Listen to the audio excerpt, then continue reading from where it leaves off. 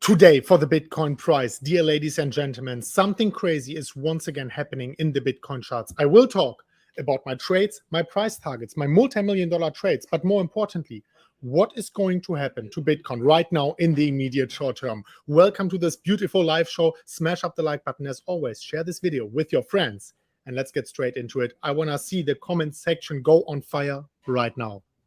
All right, let me quickly go over into the charts. And guys, you can see it. People say still Bitcoin is in trouble. We are here on the monthly candles for Bitcoin right now. And I want to start it very easily before I go into my price targets, my trades, and more importantly, what we can expect for Bitcoin here over the course of the next few days. And I can tell you something, if you watch until the very end, you're going to be surprised. And as I said, we are going to start and keep it very easy here on the monthly candles. If I am zooming out, you can see what I think is the most important chart to understand Bitcoin, to understand where we are and where we are going to.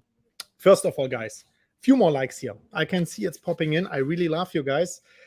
If you don't like the video, I still love you, but there is a little bit more love involved if you are liking this video right now. Now here on the monthly candles for Bitcoin, you can see that ever since Bitcoin started trading, we can see this very long 11-year resistance. And we hit this resistance multiple times. Every time we are hitting it, we are going into a bear market, just like the last time. And everyone, including me, was in denial mode because I was like, hey, maybe this time it's different. It's not, guys, things are not different usually. We can see the same thing happening on the bottom. Every time we are hitting the support, Bitcoin goes into a bull market. Once we are hitting it for the first time, this is the price levels we are never going to see again. And now, guess what? For the first time in Bitcoin history, you already see the title or the thumbnail that something happened for the first time in history, for the fourth time in history. Something, however, happened for the very first time in history. And that is a monthly close below the 11 years support. And this made me a little bit concerned until I pulled up one specific indicator. Let me show you. It's the one here on the bottom, and that is the RSI. The RSI on the monthly is showing us something very interesting. Not only that every time we are going into the overbought territory, the bull market is over. No.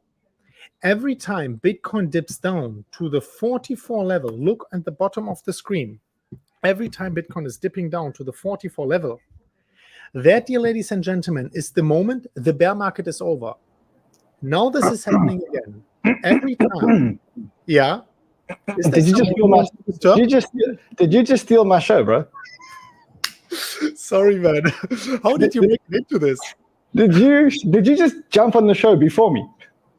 I'm so sorry, man. I'm so sorry. I like the audience, so I thought I don't get how this works. I invite a guy to my show. He starts the show without me and does the show without me. Look, let me not stop you. I mean, you were doing such a good job. Just carry on. We're listening to the analysis. I mean, I'm here. I'm listening to the analysis on my own show.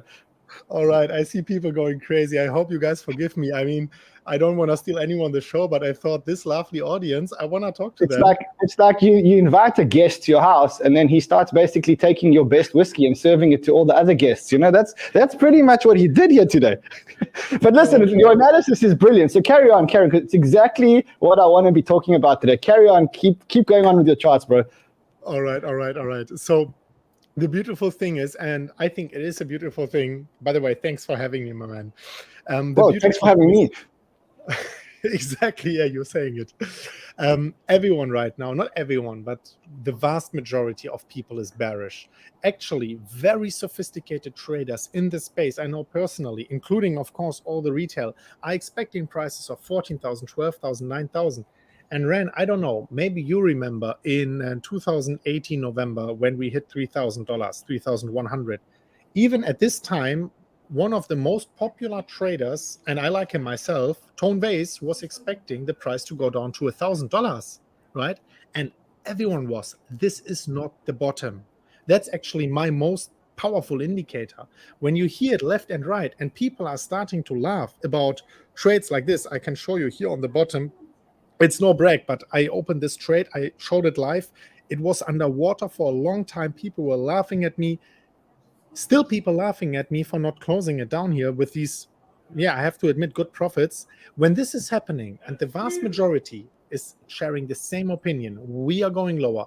This is the moment when there is no one left to sell. Because those people, of course, if they think we're going down to 12,000, 9,000 US dollar, why should they hold Bitcoin? Everyone who wanted to sell sold at this point of time. And many things are pointing towards it. Last week, maybe it was still a little bit different, but now we got this monthly close back above the 11-year support. I mean, doesn't mean anything. We can still break down, right? Bitcoin is still tumbling around. But yet another, in addition to the one here on the RSI, yet another indication that things are going well. Let's zoom in a little bit. You can see on the 4-hourly candles, let me quickly pull out the brush. Geez, where's the brush? There's the brush. You can see we are having now, and this is since weeks, higher lows for Bitcoin, higher highs for Bitcoin, right? And yes, maybe we are not going to pump to $30,000 in this week. I will talk about my price targets just in a second.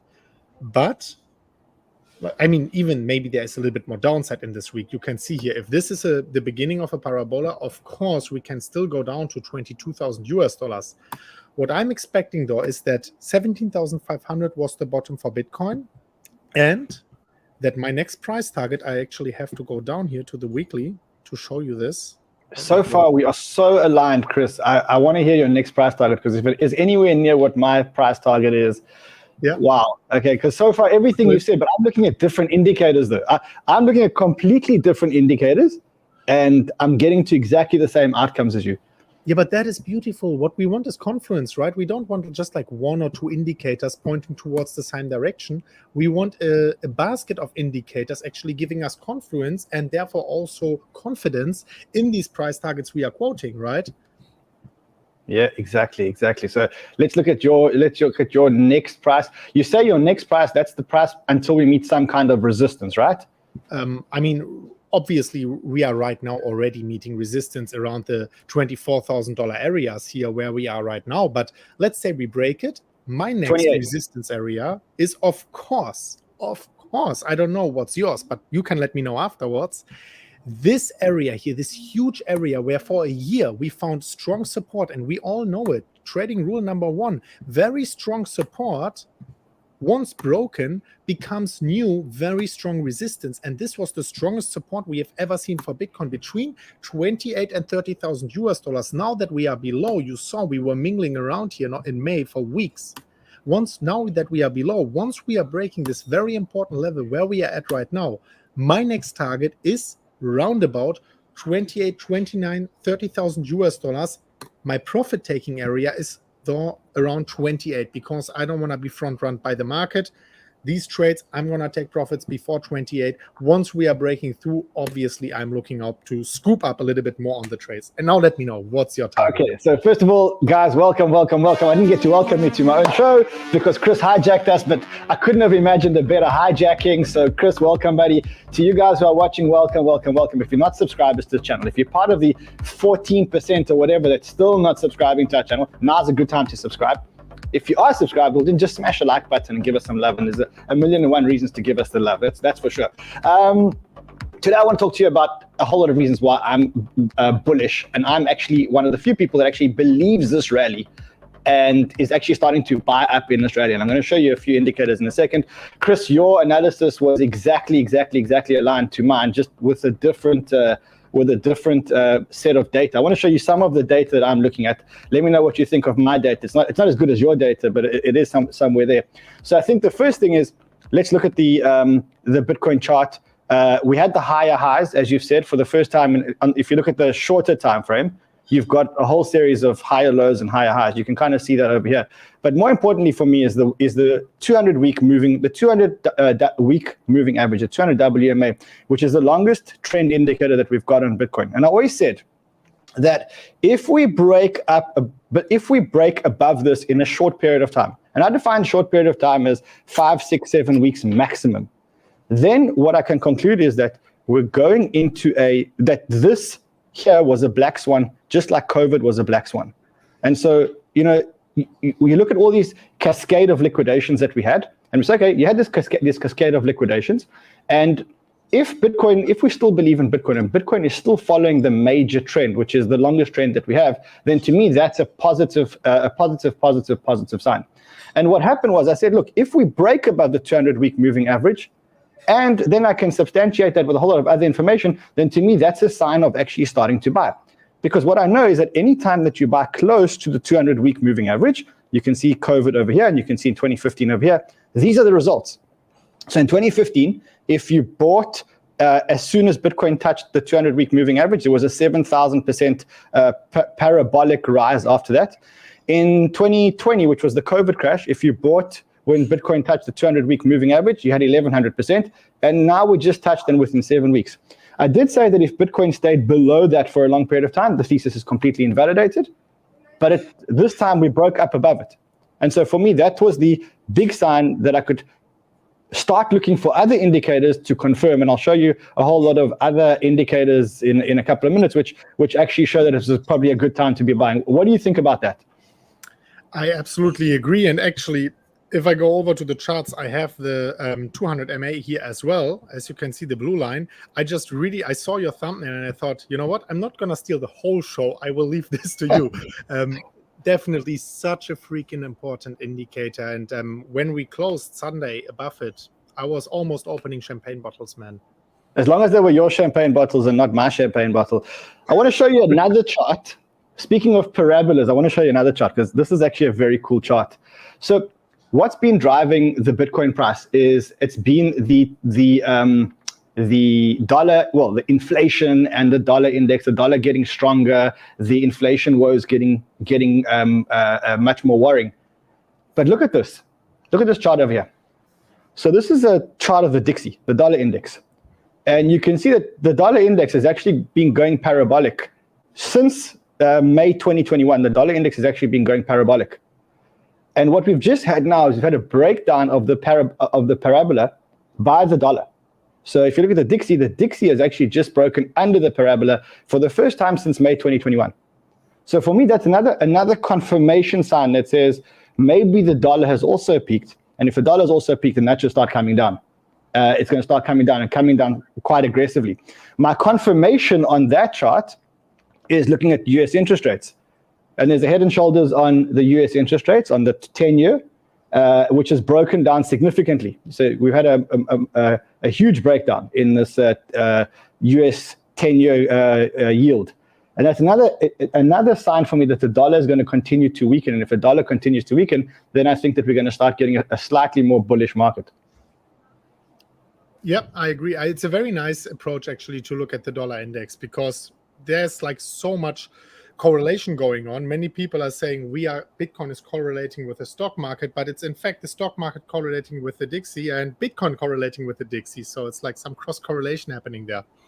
Yeah, brother. Before I let you go, I want to just ask you. So you believe this rally? You believe this rally to 28,000? Do you believe this rally above 28,000? Do you think that we could start seeing 30s and 35s now, or do you think that we'll hit this 28, get huge resistance, and then start coming down again? Yeah, I mean, I think 28 is a very likely scenario. However, where like I would really throw everyone's bearish opinion overboard is actually just when Bitcoin breaks the 38,000 US dollar area, because I'm back in the charts. I hope people can see it.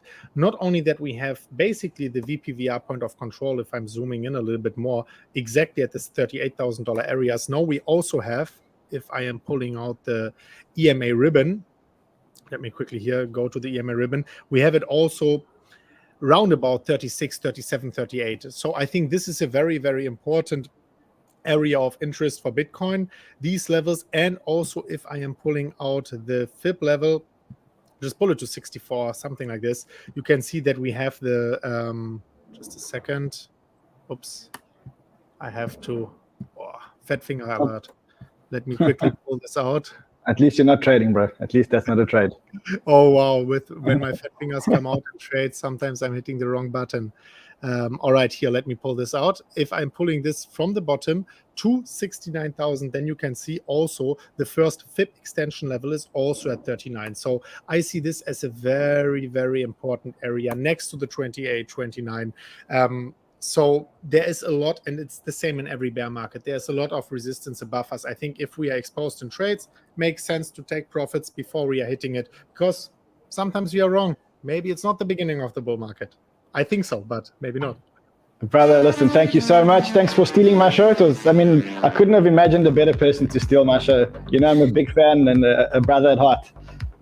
Thank you, my man. Big pleasure to be here. Awesome show. I love Crypto Banter. Bye-bye. Ciao, brother. I mean, I must say, he is one of the best people in the industry. You know, he's not only is he a great trader, but he is one of the best people in the industry. I must say that. Anyway, let's talk a little bit more about why I actually am one of the people that actually believe in this rally. When I say believe in this rally, I don't think we're going to continue to go up in a straight line in the parabola forever. But what I do believe is that we have seen the worst. I think, unlike everybody else, that we've probably seen the bottom, and that we wicked when we wicked to the 17,000 or 18,000 or whatever that number was that we wicked to a few weeks ago. That for me was probably the bottom in crypto. Now, I may be wrong, but that's exactly what investing is about. Investing is about having a thesis, having a whole lot of factors that will confirm your thesis, and then having the guts to act on your thesis. And if you want, you can add a stop loss just in case you are wrong. But the worst thing that you can do is you can sit on the sideline and listen to Twitter commentators, because that pretty much means that you don't have a thesis. Now, you can have a thesis and you can be wrong, in which case you can exercise a stop loss, or you can say, where would your thesis be validated? But for me, there are a whole lot of things that have happened that have actually made me say, you know what, this is the bottom. We've seen the bottom. Well, this is not the bottom, but we've seen the bottom. And now it's time for me to actually accelerate my dollar cost averaging. And I'm going to share that with you. I mean, I may be wrong, and we may start seeing more. We may start seeing another leg down, like some people are calling. But for me, I'm comfortable enough that even if I deploy my money now, my money is safe. I'm going to show you in a few seconds why we're going to do it. So let's do it now that we've got our show back. Even though I don't mind losing a show to Chris, let's do it now that we've got our show back. All right, so the first thing that I look at, I'm going to go through these quite fast. The first thing that I look at is I look at Bitcoin. And I said to you guys, for me, the big indicator is the one where I want Bitcoin to hit the 200-week moving average. I said to you guys that I believe that the mass liquidations that we had on Bitcoin and crypto were the equivalent of a black swan event like COVID. And I think that black swan events happen once every so long. They don't happen very often. And when they do happen, those are the best buying opportunities. And for me, it is reaffirmed now that we've broken above the 200-week moving average. I can see that it's probably one of those generational buying opportunities which can give you between 1,100 and 7,000% returns if everything happens like previous runs. So that's the first reason that's happened. The other thing is, I think we've had a rough time in crypto. And if you look at April, May, and June, and you add up all the numbers that we were done, now you can't add them up linearly, but 37% plus 15% plus 17%, 3 months in a row, that is the most treacherous correction that Bitcoin has ever had in the history of Bitcoin since we started. And so we now have got that behind us, and we can actually start to grow. And July was a great month. We came back 16.8%, but there's a lot more that can happen. Then I look at, when it comes to these things, it's important that you take a view and you stick to your view and you exercise it. Because if you're sitting on the sidelines and saying, I'm going to wait for this, and I'm going to wait for this, and I'm going to wait for this, and I'm going to wait for this, then all you're going to do is not be in the market. You need to wait for signs. And when those signs are hit, then you can start accelerating your dollar cost average. Now, if you're sitting on the sidelines, you're not exercising trades. But if you're not, you can look at what people like Gigantic Rebirth have done. Now, remember, Gigantic Rebirth is the guy that took Do Kwon the huge bet, or wanted to take Do Kwon the huge bet. And he said, sentiment across the board suggested that this is a truly hated rally, with so many having missed the beat. And he took a position. He took I would say, pretty small position, 1,659 Bitcoin, $40 million value. He's up $6 million on his trade. Now, you know why he's up $6 million on his trade? Because when others felt uncomfortable and were sitting around listening to people on Twitter and were waiting for this hit to come, he said, no, hold on a second. The market is oversold. And if the market is oversold, then it's a good time to be buying. Now, you may not buy the bottom, but you may put yourself in a position where you're close enough to buy the bottom. And if, God forbid, you miss the bottom and there is another low down, if you're holding the right tokens, like Bitcoin, like Ethereum, and you know that they're going to rise, then it's just a matter of holding them for a little longer. But what you know is you're close enough to the bottom. You're close enough to the 200-week moving average. So that's another thing which I looked at. Now, I don't think it's going to be a straight line up. And the reason why I don't think it's going to be a straight line up is because, look, if I look at the NASDAQ, so the NASDAQ has had an amazing month in July. I think it's had a 13% increase in July. That's a little bit unprecedented. It's since April 2020, it's the best month that the NASDAQ has had. And remember that April 2020 is the month after lockdown and the month where the stimulus started to flow in. So that is when the NASDAQ the NASDAQ's gone up 13% since then. And the sentiment is starting to change. So you're starting to see a whole lot of bullish indicators which flashed. You're seeing fear and greed. Fear and greed is now at 33. Remember, I told you when the fear and greed was close to 10, I said to you guys, for me, when fear and greed is close to 10, I'm going to be dollar cost averaging. And the reason why I'm going to be dollar cost averaging is because I know that when the fear and greed is close to 10, it usually recovers. In fact, let's go back and just look at it. Every time that fear and greed has been close to 10, it's been a generational buying opportunity. It's been an amazing, amazing, amazing buying opportunity. So that's one of the reasons. And if you are sitting on the side, and there are a lot of people who were sitting on the side and going, well, we don't believe this is going to be another leg down. You may be right. But in the interim, you've missed huge runs. When I say huge runs, I mean, you're talking about, let me just show you some of the runs that, if you were sitting on the side, I'm trying to show you some of the runs that you may have missed while you were sitting on the side. I mean, let's start off with some of the big tokens. So let's go into something like Ethereum, for example. If you were sitting on the side, you missed, let me give you an example here. So you missed a run in Ethereum, which was you missed 87% in the second biggest token in crypto, 87%. I'll show you some other ones that you've missed if you've been sitting on the side waiting for this other leg down, as opposed to just buying when you see the prices are low. Filecoin up 100%. So you've missed 100% on Filecoin. Let me show you some other ones that I've been watching, that I've been sharing with you guys along. In fact, we added some of these to our purchases. So GMX, which is the derivatives platform, is trading, I think it's trading at $40 now. So you've missed 300% there. Matic. So let's just quickly look at Matic. And if you look at what you've missed out on with Matic, you've missed out on about 188%. So that's what I'm saying. You can sit here and listen to everybody, all the naysayers, and say, oh, we're still waiting for the bottom. Well, you can say, you know what? For me, a period of mass liquidations like we had is probably a black swan event. And if it was a black swan event, it's probably time to start dollar cost averaging quite aggressively into the market, which is what I was telling you guys to do. And I'm still telling you guys to do that, because if you look at where we're at, the recovery has just started. Yes, we may get a little bit more of a leg down. We may continue on this chart over here. We may continue to get something like this. So let's just go into daily here. It just makes it a bit easier for us.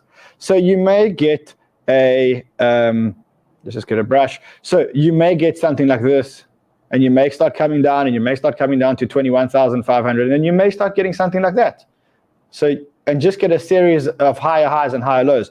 So it's not going to be a straight line, but I think right now you need to be buying the dips. You need to, every time you get a dip, I think you need to start dollar cost averaging, because I don't know when you're going to have another opportunity to buy so close to the 200 weekly moving average and all the other indicators, including the ones that Chris showed us.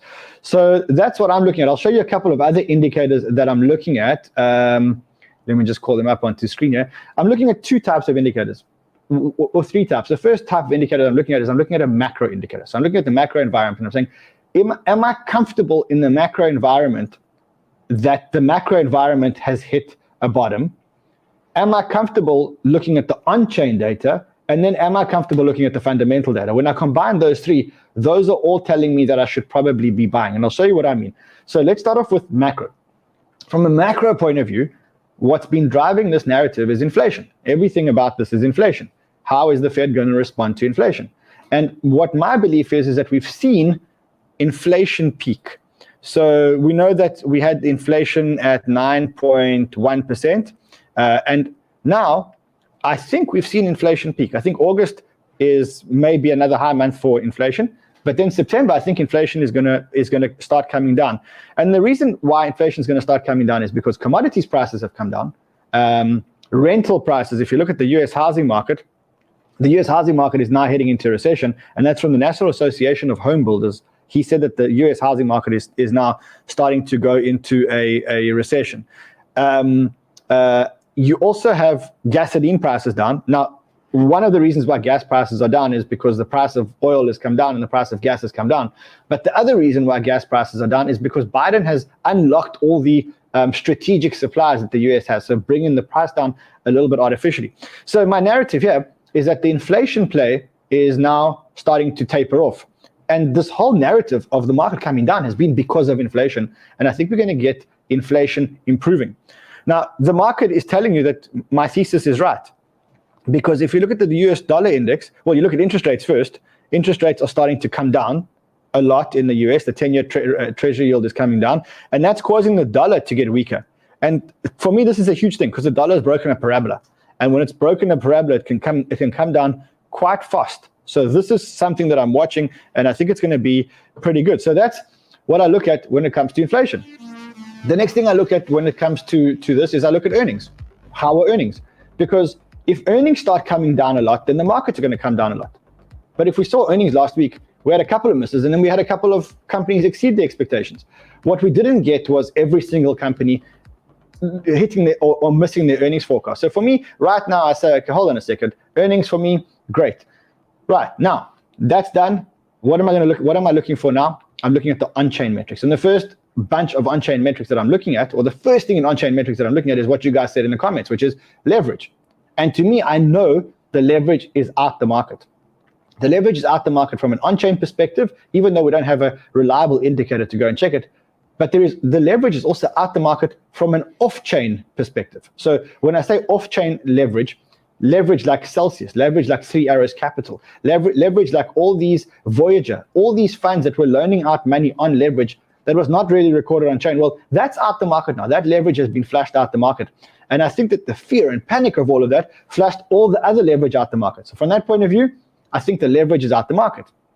All right, then what else am I looking at now that the leverage is out the market? Well, I'm looking at a whole lot of on-chain indicators. Let's go through them pretty quickly. So the first one that I'm looking at is I'm looking at the net unrealized profit or loss. Okay, so the net unrealized profit loss is the difference between relative unrealized profit and relative unrealized loss. And what you can see is that the relative unrealized profit and loss has flashed the bottom. So let's just understand every time it flashes this bottom. So you see it flashed the bottom over here. We had a very strong recovery. We had it here as well. We had a very strong recovery. We had it here as well. We had a very strong recovery. And now that same indicator has flashed here again. And so I can say, well, I take that and I combine it with the 200-week moving average, and that's a positive indicator for me. Then I look at some more on-chain metrics. The realized loss, which is people who capitulated and took their losses. And that's usually what happens at the end of a market cycle is people capitulate. And so what happened here is that we look at the realized losses. The realized losses are the highest that they've been since here, whenever this date was. Let's just go a little bit back so we can see what it was. But I don't recall it ever being higher. So let's just have a look here. Yeah, so the realized losses have never been higher. So we've taken anyone who capitulated has capitulated. Those hands are now out the market. Those have all gone down. So 200-week moving average, check. Net unrealized profit and loss, check. Big indicator to be buying. Realized losses and capitulation, check. Big indicator to be buying. The next one that I look at is the mining. And what we can see is that for a long time, the difficulty on the Bitcoin mining has been going down, and it's been going down quite aggressively. And now for the first time in a long time, it started to turn again. And we're starting to get an increase in difficulty on Bitcoin mining, which means that more miners are starting to come online, which is a much more positive indicator. So another indicator which is telling me we may have bottomed. Then I look at the next indicator, which is the Puell multiple. Now, this is a complicated multiple. I'll read you what the definition is. It is calculated by dividing the daily issuance value of Bitcoins in USD by the 365-day moving average of the daily issuance. Okay, so it's an indicator which takes the price of Bitcoin over the issuance and uses that and divides it by a moving average. Now, what we can see is that this multiple, this Puell multiple, has hit this green line just a few times in the history that we've got. Once was in 2012, look what happened to the price. Touched again here in 2015, look what happened to the price. Touched again here in 2019, look what happened to the price. Again here in May 2020, look what happened to the price after that. And now we've just hit it again. So the pure multiple is giving me another confirmation that we should be buying this. Then lastly, from a Bitcoin point of view, I'm going, okay, Bitcoin has now been under its realized price. Now the realized price is the actual price paid. The realized price is the realized cap divided by the current supply. So it's kind of like the actual price paid for all Bitcoin in circulation, if you want to call it that. And what you can see is that we are again, every time we break below every time price breaks below the realized price, it recovers, and it recovers pretty quickly, pretty parabolically. Here we go again, and here it's recovered again. So when I take all these factors, one over the other, and I go, okay, 200-week moving average, my primary indicator has hit. The net unrealized profit and loss has hit. The realized losses has hit. The miners have started to bring more stuff in. The pure multiple has hit. And lastly, the realized price, we're above the realized price again for Bitcoin. So for me, all the multiples, or all the indicators are telling me that it's probably start to dollar cost average. Now, you said it in the comments below. There is the Mt. Gox overhang, but the Mt. Gox overhang is to an extent priced in. To an extent it's priced in. I don't think the total extent of it is priced in, but to an extent it is priced in. That's why you're seeing Ethereum and altcoins move much quicker than Bitcoin, because it's almost like ETH and the altcoins have a rocket underneath them, and Bitcoin has this thing pushing it down and down and down. And so that's what's happening with Bitcoin versus ETH. What that means is that you've got a longer time to accumulate Bitcoin at cheaper prices and less time to accumulate alts. I think that the alts will start moving way quicker than Bitcoin. All right, let's actually move on to alts. And I think the other thing that is telling me that it's time to buy is we are 44 days away from the ETH Merge, 42 days away from the ETH Merge. To me, the ETH Merge is a massive, massive event. I've spoken to you guys many times about why I think it's a massive event. But when you take crypto and Bitcoin, which is a very non-ESG friendly narrative, and you take Bitcoin, which you can't earn yield on, and then you go to the same institutions and you say, look, there's the number 2 cryptocurrency, also has network effects, but that cryptocurrency is now becoming deflationary. In other words, more ETH are being burnt than are going to be minted after this merge. You can get a staking reward of between 7 and 15%, depending on what percentage of ETH are staked to secure the network. And you got an ESG-friendly token, then I think the game changes. And you can see, in fact, let's look at it. But what you can see is that people are already starting to play this merge, and they're starting to play this merge using futures, using leverage. So look at the ETH leverage. Look at how the ETH leverage is increasing quite parabolically back to April 22 levels in anticipation of this of the merge. So what is that showing you? Institutions are playing the merge. That has led ETH to go above its realized price as well. So both of them are now above the realized price, and that's usually a sign that we're going to continue to go up. Look at this chart over here. So this chart over here shows the spot to futures volume. So the lower this chart, the more spot volume the lower this chart, spot to futures. So the lower this chart, the more spot there is relative to futures. If you look at that, what it's showing you is that Ethereum is currently being by futures and Bitcoin is currently being driven by the spot. So again, another thing that's telling you that institutional money is starting to flow into Ethereum. So you're getting smart money and you're getting institutional money flowing into Ethereum. And I said to you, I think that's going to be the biggest catalyst to bring more money into crypto, is the fact that we've now got this ETH merge, and hopefully this ETH merge will be successful. And I think I shared with you a spreadsheet last week. Here it is, which showed you a couple of the plays that we're making in this narrative if you want to capitalize on the narrative. And we're going to spend a lot of time this week talking about how to trade this narrative, because I think you had limited days to actually be playing in this narrative. I think Raoul Paul also sees something like this, where he says, let me quickly find that tweet for you. Here it is. He says, most people who have crypto investment mandate are not fully allocated to crypto, as they've moved part to cash, which means that there's more cash sitting on the sidelines. Hedge funds are underweight. Retail are underweight. Institutions and family offices are underweight. The general feeling is that the macro is so bad there needs to be a new low or retest of a low. my hunch is that the path of max pain is higher. Hedge funds are scrambling to buy calls just in case ETH breaks 1,800 to 2,000. They cannot afford not to participate. So that's going to start driving in a whole lot of FOMO. Above this level, retail will start to force in alongside the institutions. 2,200 to 2,300 is one key for me. A break of that either happens pre or post merge once everyone gets back into the markets. I think there's a long time to actually, well, not a long time, but you got a couple of days to get into the market. And I said this weekend in a tweet, I said, by the time you believe this rally, it's going to be too late. And that's what you got to look at all the factors. And if it hits your investment thesis, then you've got to get in, as opposed to sitting and waiting on the sideline and actually FOMOing in at the last minute. All right, so he talks about the macro is key here. Global M2 is a big driver of the crypto liquidity cycle, and it is about to turn. So he talks about some of those things, but he also can't. This tweet goes on for quite a bit, but he also can't help but think that we've pretty much bottomed and that it's probably upwards from here. All right, so that's effectively the thesis. Now, let's look at some other things that are happening.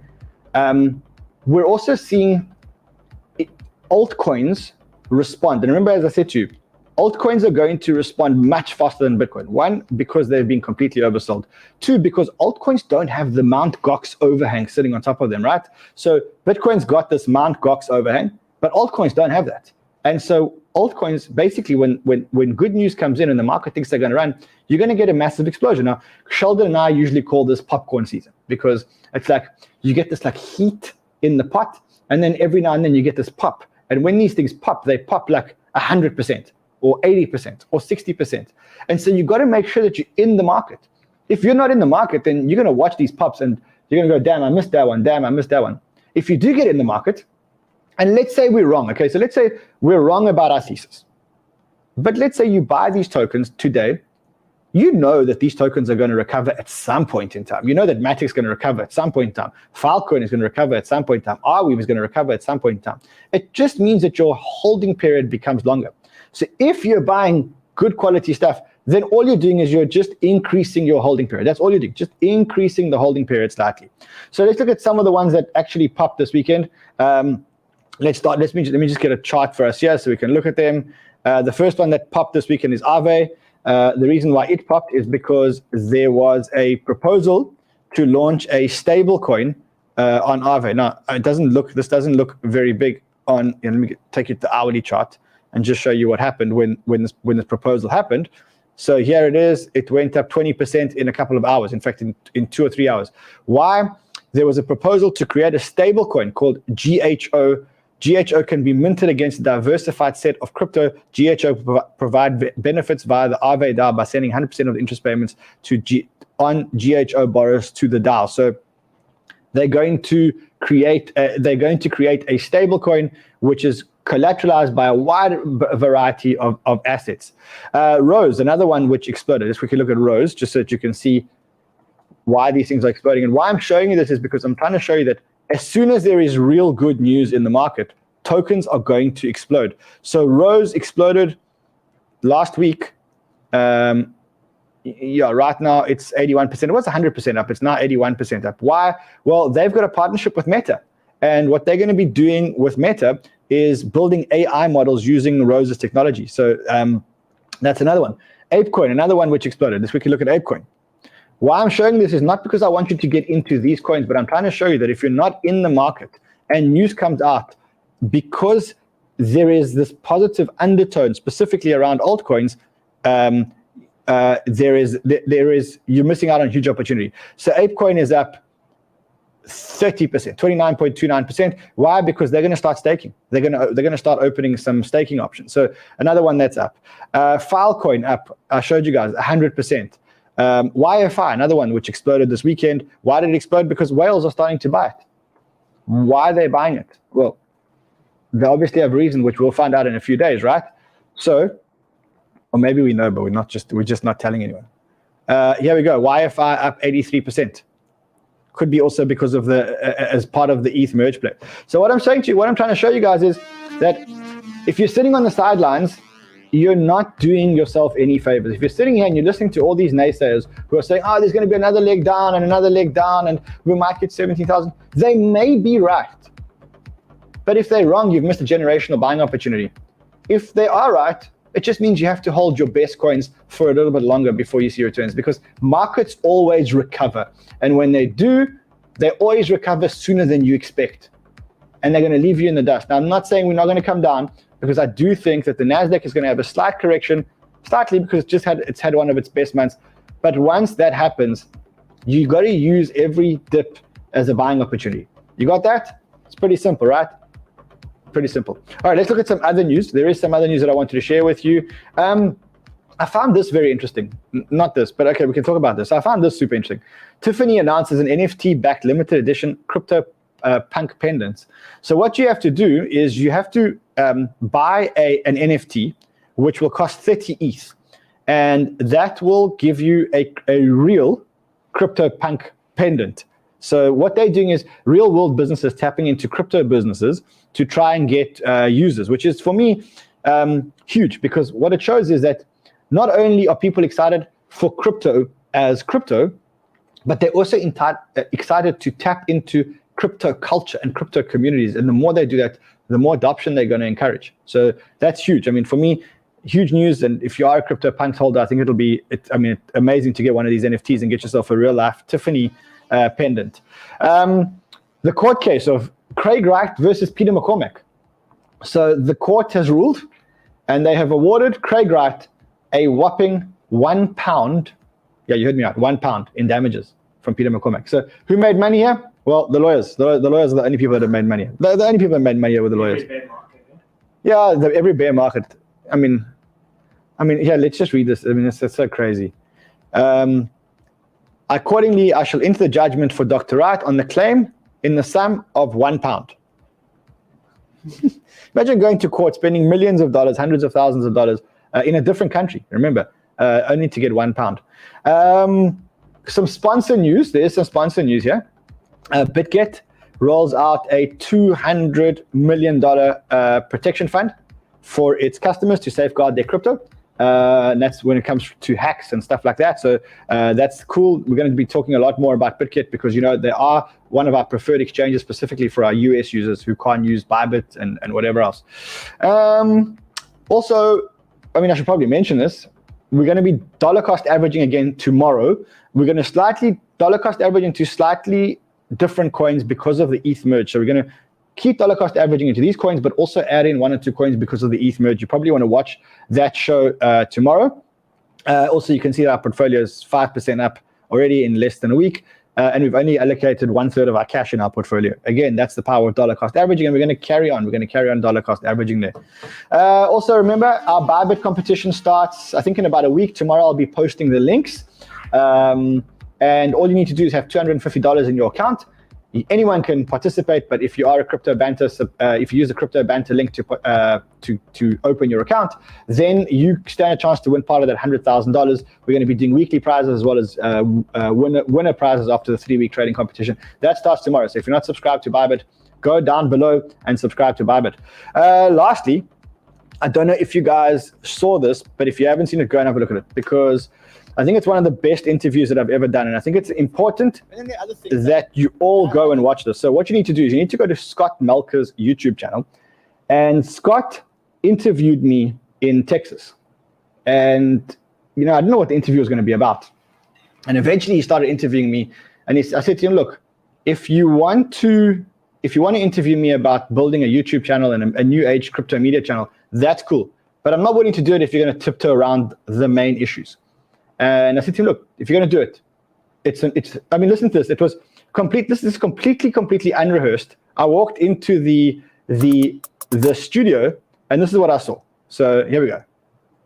This podcast is brought to you by Athletic. Just have a look at this for 1 second. Stay tuned for more information on this amazing company later in the episode. This is one of the rare conversations that left me absolutely speechless, and also left all of the people sitting in the room speechless. Ran gave us a very, very honest appraisal of how he lost over 9 figures in a matter of days on Luna, how he recovered from that and has been reinvigorated and re-inspired to build back even bigger. This is an inspirational conversation that you cannot miss.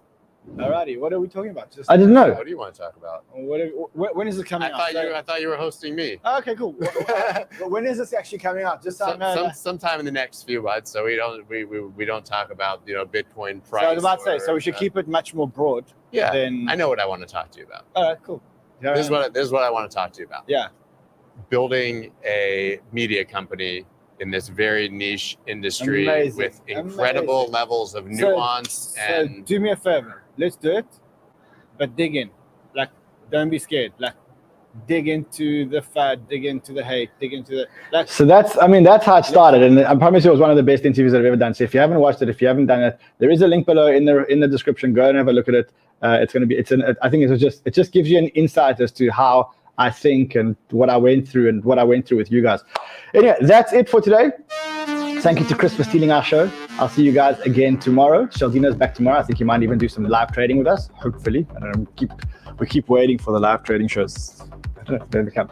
See you guys again tomorrow. Until then, have fun, be safe, trade well. Let's hope the markets continue.